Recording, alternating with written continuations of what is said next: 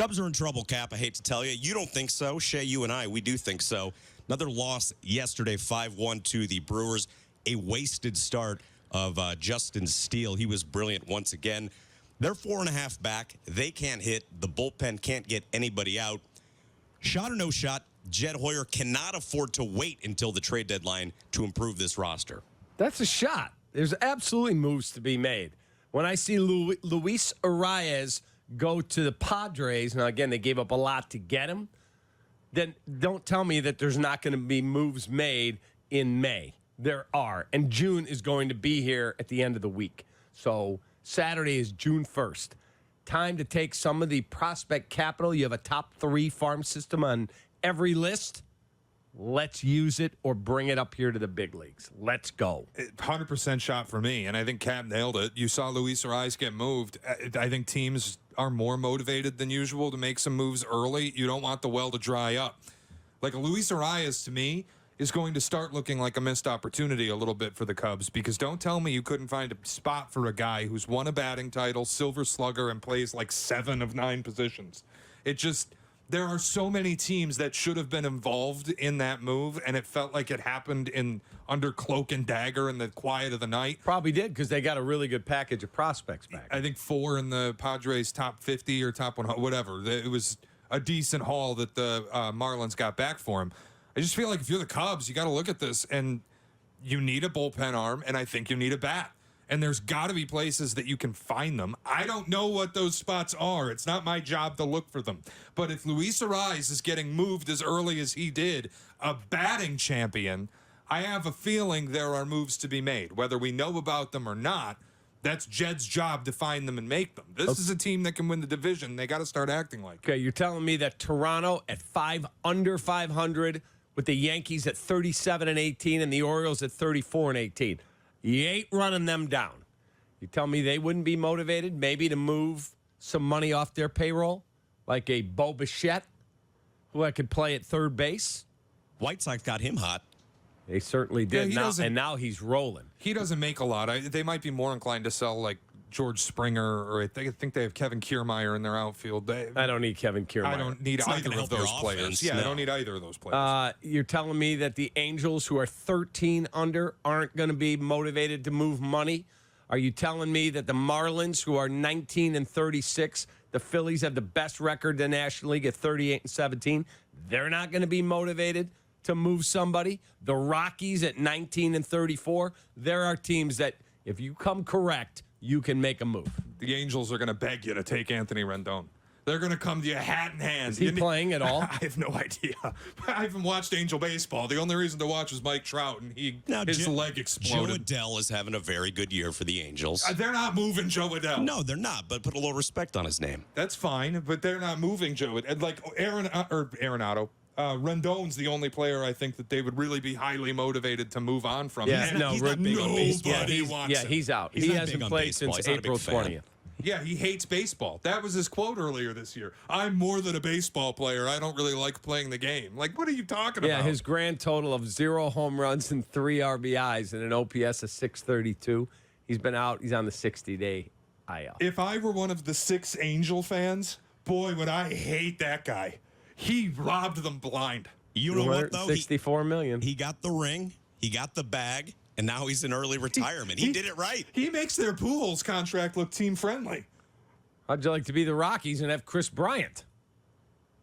That's just sad. I love Chris Bryant. Good guy, $182 million. And I'm a White Sox fan, as you guys know. Chris Bryant was always like one of my favorite players. The day he got traded to the Giants, next day I bought a Chris Bryant Giants t-shirt. Got about 2 months out of that before he left. Yeah, he's gone. Chris Bryant this year is a minus 0.5 WAR player. He's hitting 169. 169 with 1 home run and 7 RBIs and an OBP of 298. You think Jed made the correct moves getting rid of him and Baez? And Arrieta.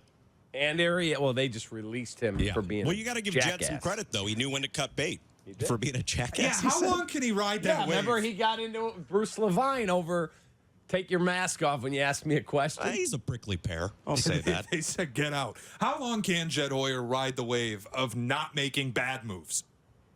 That might be coming to an end. I mean, that's pure hindsight, or not hindsight. That's in the past now. We're talking about the 2024 Cubs, and it's not a good baseball team. I would like to see a highly competitive move here soon. Yeah, agreed. 100%. You got the chips.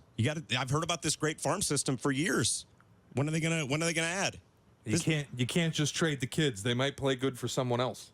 God forbid. Better know what you're trading and what you're getting back. Chris Bryant has 12 hits all year. That's a bad Is week he for Luis playing much? Arias. That's horrible. He played on the 27th, the 26th, the 25th, the 24th, and the 23rd of May.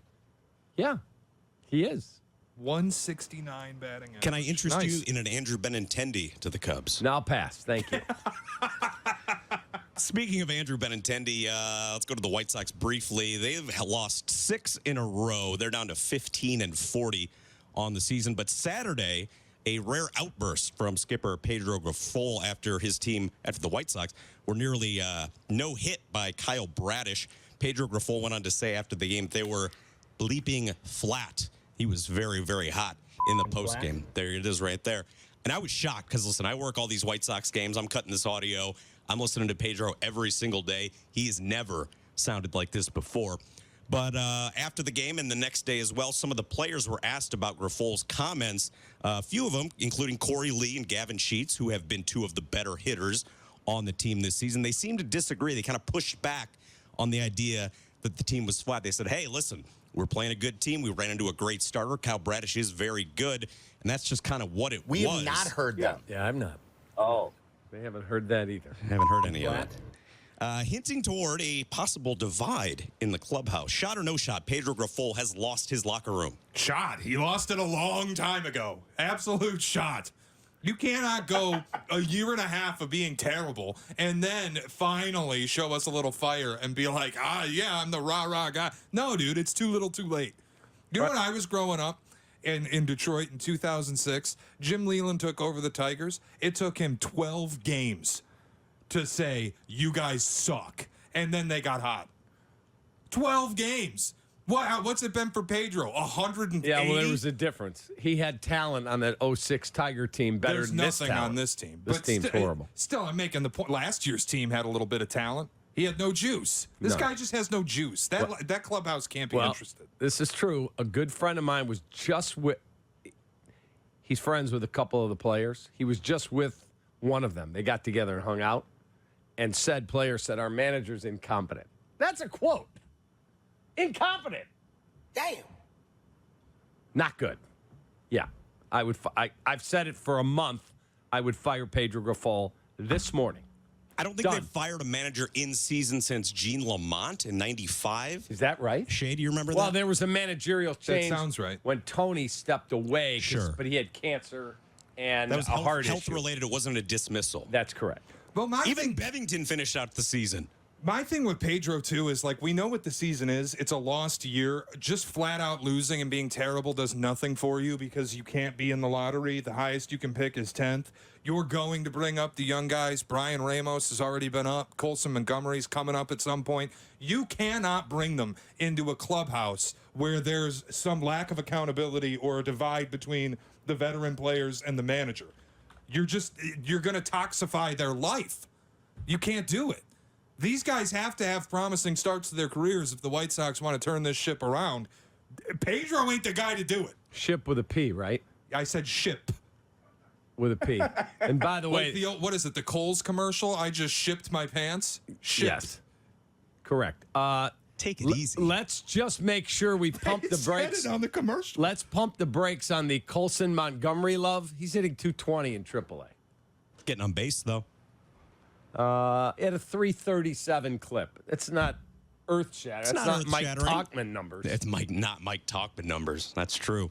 All right, Shay, you had a big weekend. You were at the Indianapolis 500. It was won by Joseph Newgarden for the second straight year. Who? First time, Joseph Newgarden. Oh, come on, back-to-back winner at an Indy. First time since Helio Castroneves back in 2002. We all remember. You were there, Shay. It was lovely. Was it not? Shot or no shot? The Indianapolis 500, bigger and more exciting than the Kentucky Derby. No shot. Shot. No shot. Shot. Absolutely not. Fun fact. The Indianapolis 500 is the biggest single-day sporting event on the planet. Oh, maybe. 350,000 people at Indianapolis Motor Speedway. It's a happening. 350K.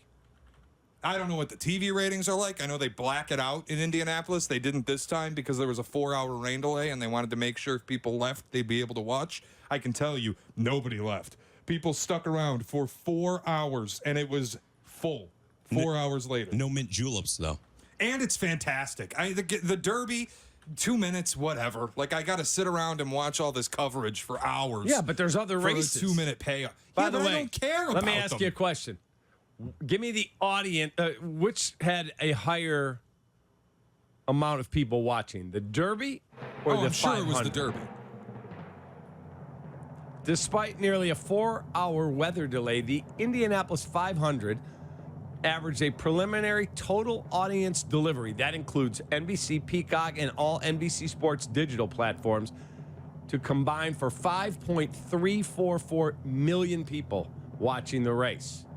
The 2024 Kentucky Derby, the 150th running, drew the largest audience the race has seen since 1989. Viewership for just NBC's broadcast, 16.7 million. You know what the difference is? Gambling.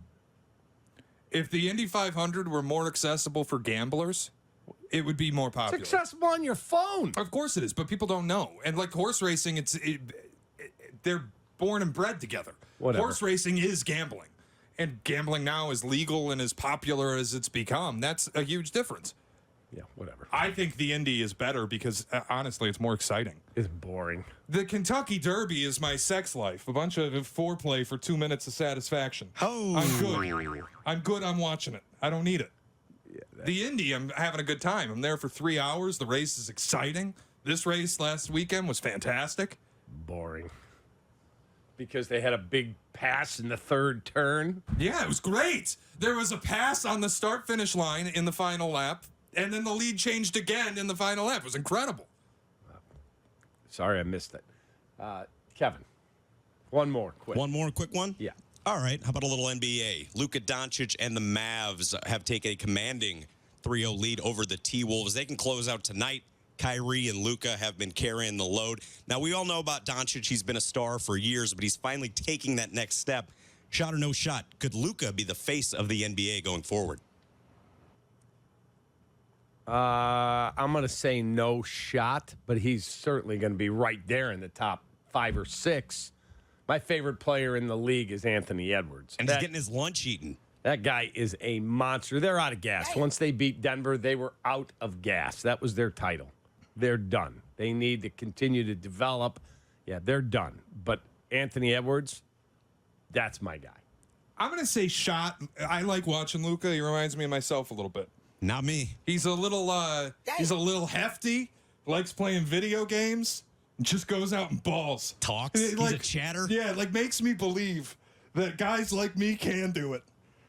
I like Luka. I think he could be the face of the league. He's awesome. He's Not a hell only of a are you player. not in the same ballpark as Luka Doncic, you're not even in the same universe. We're not playing the same You're sport. an entirely different of solar course not. system. But I like watching a hefty white dude who likes to play video games, and I'm not sure how much he loves basketball, but he's out there hooping. It's like Jokic. Jokic makes me believe. Little hefty, little slobbish, drinks a lot of Coke. Do you have horses? I don't own horses. Not yet. But all he wants to do is go home. It's like me. He is like you then, yes. And doesn't want people to make eye contact. Yeah, Is he that true? doesn't need to talk to people. Doesn't want to be on the podium. Doesn't want to go to the parade. Just get me home. I like guys that remind me of myself. Good luck.